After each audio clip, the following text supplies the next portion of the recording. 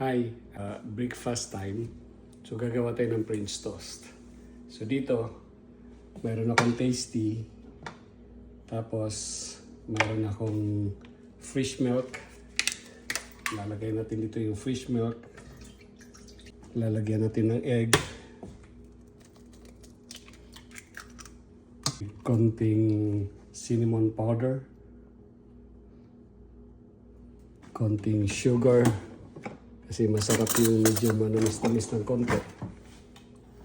Yan. Tapos iwa-wire whisk lang natin to. Katamtaman lang na oil. Huwag masyadong marami.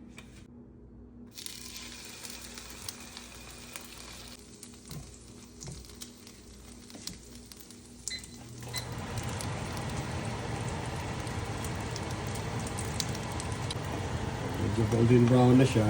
Balik rin natin. Ayan. Let's count our blessings na lang. Ganun na lang.